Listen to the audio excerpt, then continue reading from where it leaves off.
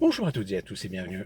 Encore moi, oui, mais quel foisonnement de vidéos en ce moment. Une question que j'ai vue il y a de cela plusieurs dizaines de minutes, qui est une question que j'ai déjà soulevée dans plusieurs vidéos, sauf que là, cette question, elle était intéressante parce qu'elle était posée à Michel Onfray. Et cette question, c'est de savoir à partir de quel moment peut-on considérer des individus comme étant des résistants. Sous-jacent, évidemment, cette question fondamentale qui est de la considération que l'on doit avoir par rapport à certains individus lorsque ces individus décident de rentrer dans une action beaucoup plus dure, beaucoup plus brutale, en guise de protestation, de contestation contre une organisation, contre un régime. Alors évidemment, cette question, elle est essentielle, parce qu'elle met en cause la perception que nous avons nous-mêmes de ces individus, de par nos propres convictions. Je prendrai plusieurs exemples, comme évidemment le plus flagrant, c'est de savoir, aujourd'hui, avec le recul, avec l'histoire, on le sait, les Allemands de, du Troisième Reich, les Allemands occupant la France, considéraient-ils les Français qui faisaient de l'espionnage, du sabotage, etc., les considéraient-ils comme des résistants? Bien sûr que non. Pour eux, c'était des terroristes. La résistance française, c'était des organisations qui permettaient d'un côté de faire des actions ponctuelles pour perturber le bon fonctionnement des choses, perturber les transports, perturber la logistique, mais c'était aussi la collecte d'informations afin de fournir euh, des informations beaucoup plus détaillées euh, aux Alliés, c'est-à-dire plus particulièrement à la Grande-Bretagne et plus particulièrement euh, aux services d'espionnage à la fois britanniques comme aussi américains. Résister, c'était pas seulement faire sauter des bombes ou faire des exécutions sommaires contre des Allemands. Être résistant, c'était faire en sorte de ralentir les choses. C'était faire en sorte de perturber la logistique. C'était faire en sorte de faire quelques petits sabotages, de telle manière à ce que les Allemands ne puissent pas accéder ou ne puissent pas avoir en temps et en heure le bénéfice de certaines procédures, de certains avantages, de certains processus. Être résistant, c'était, comme je vous l'ai dit, faire du petit sabotage, mais aussi faire en sorte de ralentir ces processus, mais aussi de collecter en même temps des données, des informations. Être résistant, c'était aussi, comme je vous l'ai dit, collecter des informations, mais c'était aussi aider. Aider des groupes actifs, les cacher, cacher leurs armes, voire même aider à extirper du territoire occupé des individus qui étaient aussi bien des pilotes britanniques ou américains qui malheureusement étaient obligés de sauter sur le territoire français suite après des opérations de bombardement, comme aussi aider des espions, comme aussi aider des populations ou des minorités telles que les tziganes, les homosexuels ou même des juifs à sortir de France. Être résistant à l'époque, c'était à chacun de son niveau de contribuer à aider, à perturber l'occupant. Sauf que du côté de l'occupant, comme aussi du côté du collaborateur du gouvernement de Vichy, de la police de Vichy, quoique même au sein de la police, des gens ont fermé les yeux, ont aidé, ont ralenti des enquêtes volontairement pour protéger ceux qui continuaient ou avaient décidé de se battre, de combattre.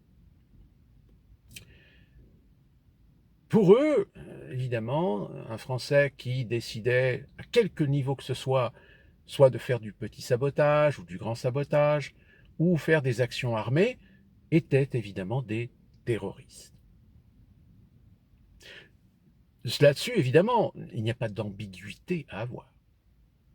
En revanche, lorsque vous avez aujourd'hui dans notre monde contemporain un pays qui devient dominateur, un pays qui devient très clairement un influenceur, un pays qui a, je dirais, les commandes, les leviers suffisants pour dire à une autorité, à un gouvernement, tu as le droit de faire ceci, tu n'as pas le droit de faire cela. Ben, il y a un moment donné où, en effet, ça peut susciter des actes, des décisions, des choix radicaux chez certaines personnes. Alors attention, quand je dis ça, c'est au sens large du terme. C'est-à-dire que ça touche aussi bien, par exemple, l'IRA, les actions, les sabotages, les attentats. Évidemment, du côté des Britanniques, c'était des terroristes. Mais du côté des Irlandais qui veulent une Irlande du Nord libre, c'était des résistants. Évidemment, on peut polémiquer. On peut polémiquer sur certaines de leurs actions où malheureusement des innocents ont été tués. Mais malheureusement, je suis désolé de vous dire ça, mais même des résistants français ont parfois commis des attentats où des innocents ont été tués. Au-delà, inversement, vous avez Al-Qaïda. Parce qu'on présentait Al-Qaïda comme un mouvement terroriste, mais terroriste contre l'Occident. Alors qu'en réalité, Al-Qaïda était-il un mouvement de résistance contre l'hégémonie occidentale, et plus particulièrement américaine, dans les pays à la fois du Maghreb, comme aussi les pays du Moyen-Orient. Attention, ce que je vous dis là, c'est d'un certain point de vue. Je ne légitime pas les actions terroristes. Je ne légitime pas les positionnements idéologiques qui légitiment ou permettent de dire si ces personnes sont en fait des résistants ou des terroristes. Parce que voilà la question qui a été posée à Onfray, comme celle que je me suis aussi posée plusieurs fois dans les vidéos. Ça dépend du point de vue. Ça dépend de vos convictions. Ça dépend de votre culture. Ça dépend de vos connaissances. D'ailleurs, quand il y a eu les attentats du 11 septembre 2001, très rapidement, lorsqu'on a montré du doigt Al-Qaïda, il y a quand même des penseurs, il y a quand même des analystes qui l'ont dit. Ils ont dit oui, attention, nous ne légitimons pas les attentats du 11 septembre. Mais est-ce que finalement les attentats du 11 septembre ne sont pas la conséquence d'une politique ou d'une géopolitique globale dans laquelle les Américains avaient, oui, néanmoins des responsabilités? Sauf qu'évidemment, dans ce genre de situation, on est toujours confronté à des gens qui posent des postulats sur lesquels il est hors de question de poser des questions ou de réfléchir. Aujourd'hui, le simple fait de dire oui, les attentats du 11 septembre sont un attentat islamique d'Al-Qaïda, point. Ne cherchez pas à savoir pourquoi. Ne cherchez pas à savoir qui a organisé, comment ça a été organisé, parce que évidemment là, on risque de tomber très très facilement dans les théories. Et là, la vidéo risquerait de faire 2 heures. Mais qu'est-ce qui se passerait si demain des Français prennent conscience que finalement, tous les outils qu'ils ont à leur disposition, des outils légaux, pour exprimer leur mécontentement, pour manifester leur colère, à l'encontre d'une administration, à l'encontre d'un système, à l'encontre d'un gouvernement, à l'encontre d'un président, et que ces gens se rendent compte que ces outils, qui ne sont pas des outils libres, puisqu'ils sont maîtrisés, bah oui, quand vous faites une manifestation, il ne s'agit pas de voyer sur les réseaux sociaux, on se réunit à tel endroit, à telle heure, et on manifeste pour ou contre. Non, vous devez déclarer votre manifestation. Et oui, souvenons-nous, lorsqu'il y a eu le 17 novembre 2018, 2017, je ne sais plus, il y a eu la première manifestation des Gilets jaunes. Souvenons-nous que, à un moment donné, les autorités ont dit oui, mais attention, manifestez, d'accord, mais il faut que votre manifestation soit légale, et qu'elle soit déclarée.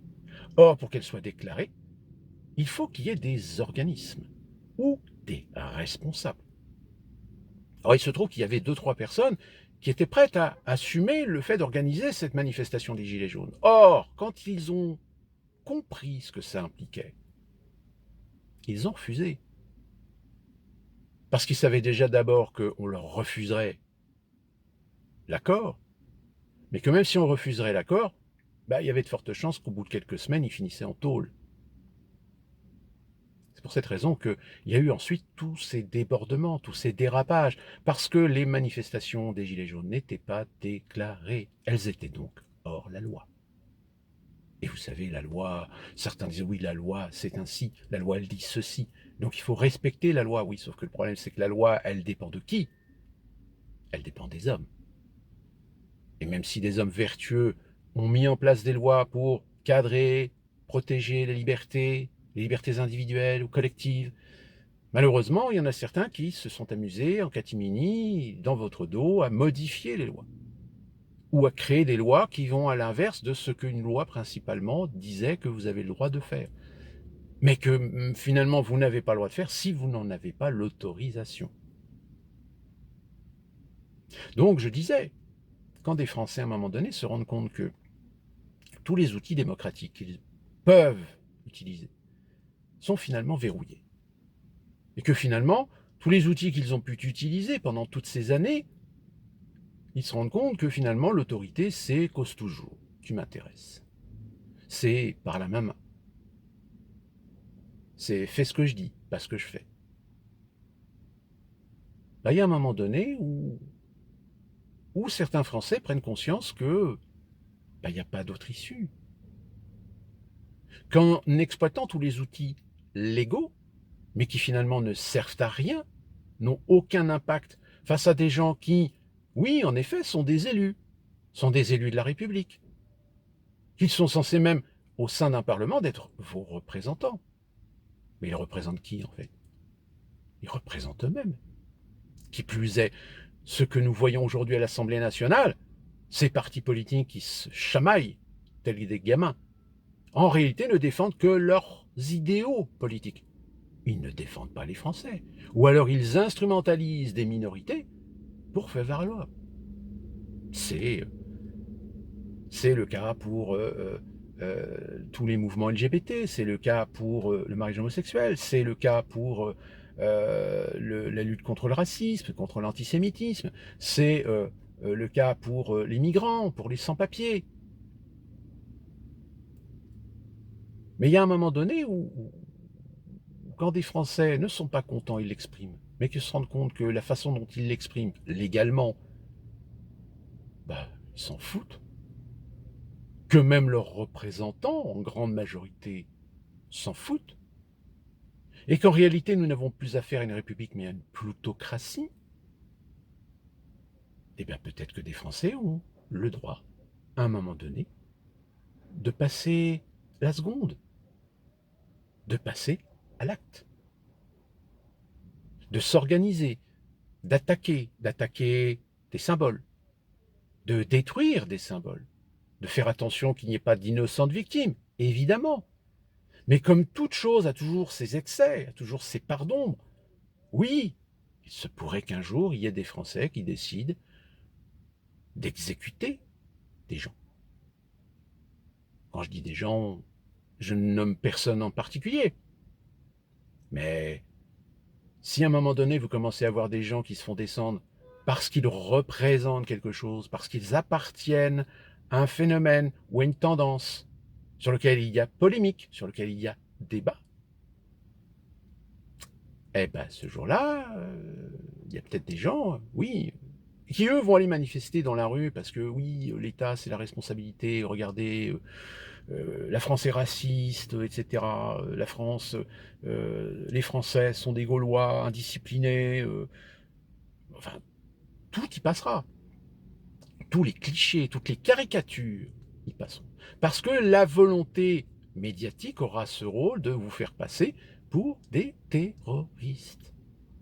Et non pas pour des gens qui finalement sont en train de déclencher une guerre. Guerre civile, si vous voulez. Mais pour une guerre civile, il faut une logistique, il faut des finances. Peut-être que la Russie serait une issue intéressante pour financer des, résistants français. Que là, évidemment, tout de suite, on dirait, regardez, ce sont des Français qui sont financés par la Russie, donc c'est des pro-Poutine, donc c'est des traîtres à la nation, donc c'est des terroristes. Donc la question, elle est là. C'est à partir du moment où la légitimité de gens d'agir autrement que ce que le cadre légal leur autorise à agir, doit-on les considérer comme des terroristes ou des résistants? Après, c'est chacun de sa conscience. Alors oui, vous allez avoir des Français qui en auront ras sur la patate, qui en auront ras-le-bol, qui en ont tellement gros qu'ils ont tout perdu. Ils ont perdu leur société, ils ont perdu leur boulot, ils sont dans une mer de noir, mais qui sont profondément conditionnés à respecter des lois fondamentales de la démocratie, de ne pas tomber dans la violence, d'être non violent. Limite, tendre la joue droite. Parce que si vous ne tendez pas la joue droite, eh ben on vous accusera d'être raciste, antisémite, homophobe, russophobe, antidémocratique, fasciste, d'extrême droite.